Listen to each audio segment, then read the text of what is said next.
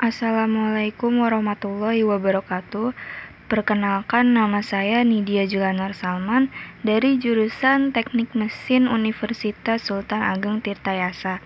Di sini saya akan membahas penyelesaian soal ujian akhir semester Fisika Dasar 2. Soal yang pertama, diketahui sebuah kawat lurus dengan spesifikasi sebagai berikut. Panjangnya R, N-nya Q, luas P, arus listrik P pi cos omega T, frekuensi 0,25 Hz. Di mana PQR-nya ini berdasarkan 3 angka terakhir NPM. Di sini NPM saya 33311900073. Maka 3 angka terakhirnya 073. 0-nya itu sebagai P, kita ubah menjadi angka 1, Q-nya 7, R-nya 3. Maka langsung substitusikan ke spesifikasi kawat lurusnya itu, yaitu panjangnya menjadi 3 meter, N-nya 7, luasnya 1, arus listriknya pi cos omega T, di mana omega ini rumusnya 2 pi kali frekuensi. Frekuensinya kita sebelumnya udah ada 0,25, maka disubstitusikan dan dapat persamaan arusnya pi cos pi per 2T. Lalu soal yang pertama, menentukan kuat medan magnet pada jarak 1 meter dari kawat lurus saat 2 detik. Rumus dari kuat medan magnet itu pada kawat B sama dengan mu0 kali I per 2 pi A. Mu0-nya ini adalah 4 pi kali 10 pangkat min 7. I-nya ini adalah arus, kita tadi sudah dapat persamaan arusnya ini. Kita masukin dengan T-nya ini disubstitusikan 2 detik. Dan A-nya ini adalah jaraknya, yaitu 1 meter. Lalu sama dengan 2 kali 10 pangkat min 7 dikali minus pi. Ini minus pi karena pi per 2 kali 2 hasilnya pi. Cos pi itu sama dengan cos 180. Cos 180 itu minus 1. Minus 1 dikali pi minus pi.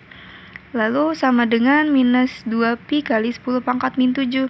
Di sini pi-nya bisa diganti sebagai 3,14, maka hasilnya minus 6,28 kali 10 pangkat min 7 Tesla.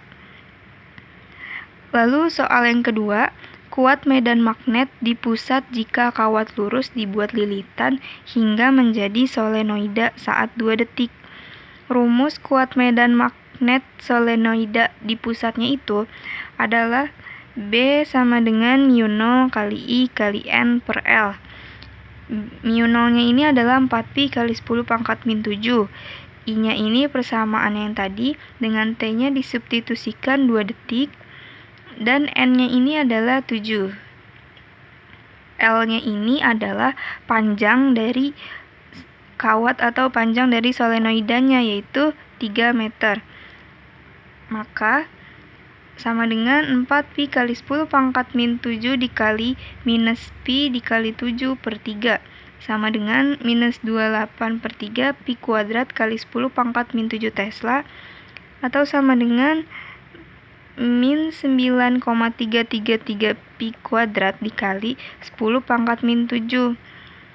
Lalu pi-nya ini bisa kita ubah menjadi 3,14, maka hasilnya minus 9,201 kali 10 pangkat min 6 Tesla. Lalu soal yang C adalah besar induktansi jika kawat lurus dibuat lilitan hingga menjadi solenoida. Rumus besar induktansi solenoida itu adalah mu0 dikali N kuadrat dikali A per L, di mana mu0-nya 4 pi kali 10 pangkat min 7, N-nya ini yang tadi sudah didapat dari diketahui yaitu 7, dikuadratkan, A-nya itu adalah luasnya itu 1, dan L-nya ini adalah panjangnya yaitu 3. Maka sama dengan 196 pi kali 10 pangkat min 7 per 3 sama dengan hasilnya 6,533 Pi kali 10 pangkat min 6. Nah, ini Pi-nya kita ubah menjadi 3,14, maka didapatkan hasil 2,051 kali 10 pangkat 5H. Lalu soal yang D adalah energi induktansi solenoid tersebut saat 2 detik. Rumus dari energi induktansi itu adalah U sama dengan setengah L kali I kuadrat.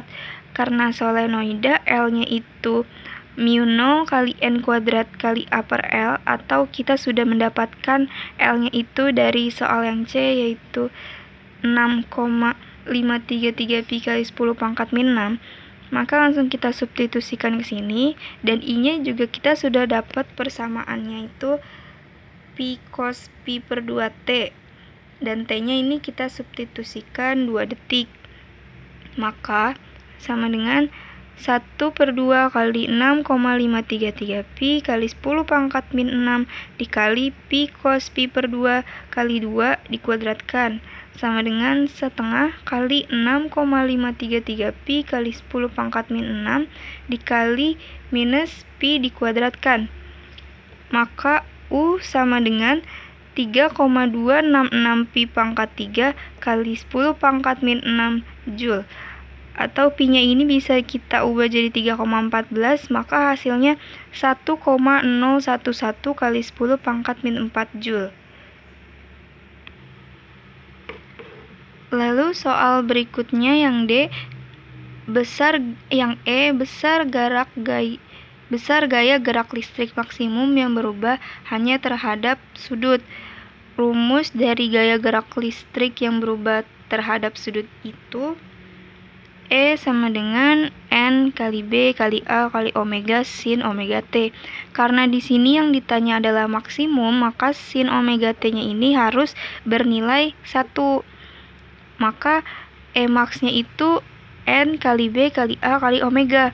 N-nya ini yang tadi diketahui spesifikasinya yaitu 7. B-nya ini kita dari yang soal B, yaitu yang kuat medan solenoida. Lalu A-nya ini adalah luasnya itu adalah 1, dan omega di sini adalah 2 Pi kali frekuensi. Tadi frekuensinya diketahui 0,25. Maka Max-nya ini minus 6,44 kali 10 pangkat min 5 kali Pi per 2, maka hasilnya minus 3,22 Pi kali 10 pangkat min 5. Dimana Pi-nya ini kalau kita ubah menjadi 3,14, maka hasilnya menjadi 1,011 kali 10 pangkat minus 4 volt. Lalu soal yang F, besar gaya gerak listrik maksimum yang berubah hanya terhadap arus. Rumusnya itu adalah E sama dengan minus L kali dI per dt. L-nya ini adalah induktansi yang tadi sudah kita cari pada soal yang C.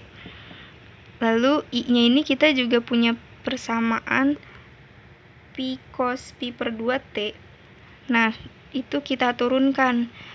Jadi sama dengan min 6,533 Pi kali 10 pangkat min 6 kali D per dt dari Pi cos Pi per 2T. Maka sama dengan minus 6,533 Pi kali 10 pangkat min 6 dikali minus Pi kuadrat per 2 sin Pi per 2T. Jadi ini itu adalah turunan dari persamaan I-nya itu. Maka Max-nya itu dapat minus 6,533 Pi kali 10 pangkat min 6 dikali minus Pi kuadrat per 2. Karena kalau maksimum sin Pi per 2-nya ini harus bernilai 1 juga. Maka sama dengan Max-nya 3,266 Pi pangkat 3 kali 10 pangkat min 6 volt, atau Pi-nya ini bisa kita ganti jadi 3,14, maka Max-nya adalah 1,011 kali 10 pangkat min 4 Joule. Lalu soal yang nomor 2 adalah jelaskan klasifikasi material magnetik beserta kurvanya. Material magnetik yang pertama itu ada bahan diamagnetik. Bahan diamagnetik ini terdiri atas atom-atom atau molekul-molekul yang tidak memiliki dipol magnet permanen. Jika bahan tersebut diberi medan magnet luar, maka akan muncul momen-momen dipol yang arahnya berlawanan. Maka bahan diamagnetik ini dia bersifat reversibel, yaitu saat medan magnet luar dihilangkan, maka atom atau molekul diamagnetik akan kembali seperti semula. Contohnya, bismut, tembaga, intan, air raksa, perak, emas, hidrogen 1 ATM, nitrogen 1 ATM, dan karbon dioksida 1 ATM. Suseptibilitasnya itu kecil dan negatif. Kurvanya bisa dilihat dia ke bawah dan linier, sedikit berhimpit dengan sumbu H-nya ini. Dan ini momen-momen dipolnya yang tidak ada. Lalu ada material paramagnetik. Atom-atom dalam bahan paramagnetik ini memiliki momen dipol magnet permanen, namun arahnya tuh bersifat acak. Jika tidak ada medan magnet luar, maka magnetisasinya itu 0. Jika medan magnet luar diberikan, sebagian dari dipol magnetnya akan terorientasi, sehingga magnetisasinya menjadi lebih dari 0. Meskipun momen dipol magnet terorientasi ketika diberi medan luar, tapi untuk mencapai titik saturasi itu diperlukan temperatur yang rendah dan medan magnet yang sangat besar. Contohnya aluminium, GdCl3, magnesium, natrium, titan, tungsten, dan oksigen 1 ATM. Lalu suseptibilitasnya itu kecil dan positif. Kurvanya bisa kita lihat di sini, dia kurvanya linier. Dan ini adalah momen-momen dipol magnetik dari paramagnetik, yaitu bersifat acak.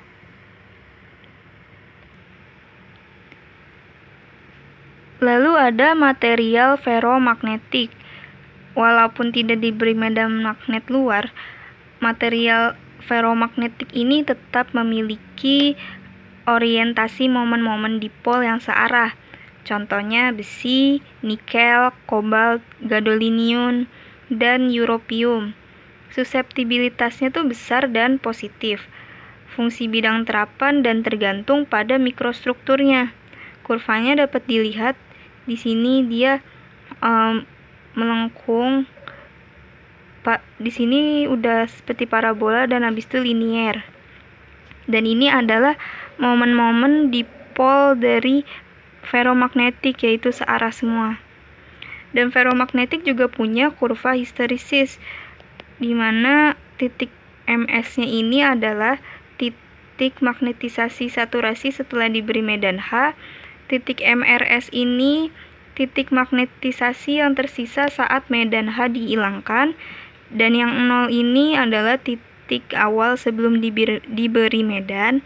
Dan HC ini adalah gaya koersif, yaitu medan yang diperlukan untuk membawa nilai magnetisasi kembali jadi 0. Lalu ada material magnetik antiferromagnetik. Bahan antiferromagnetik ini dapat kita gambarkan oleh dua jenis atom dengan momen magnet yang berlawanan arah atau antiparalel. Jika tidak ada medan luar, besarnya momen magnet yang antiparalel itu seimbang, sehingga magnetisasi total sama dengan 0, atau M sama dengan 0. Contoh dari antiferromagnetik ini adalah kromium dan mangan.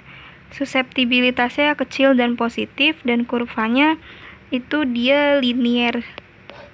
Dan ini adalah momen-momen dipol dari antiferromagnetik, yaitu berlawanan arah. Dan yang terakhir ada material ferimagnetik. Pada material ferimagnetik ini, momen magnet masing-masing atom itu tidak sama, sehingga memiliki magnetisasi spontan M, walaupun tanpa adanya medan magnet luar. Contohnya Fe3O4, NiFe2O4, dan ZnFe2O4. Suseptibilitasnya itu besar dan positif, fungsi bidang terapan, dan tergantung pada mikrostrukturnya. Kurvanya juga bisa dilihat. dia sama kayak yang tadi sebelumnya, cuma dia rada rendah kurvanya. Jadi di sini sedikit parabola, terus habis itu linier. Dan ini adalah momen-momen dipol dari material magnetik ferrimagnetik. Sekian yang bisa saya sampaikan mengenai pembahasan soal UAS Fisika Dasar 2. Kurang lebihnya mohon maaf. Wassalamualaikum warahmatullahi wabarakatuh.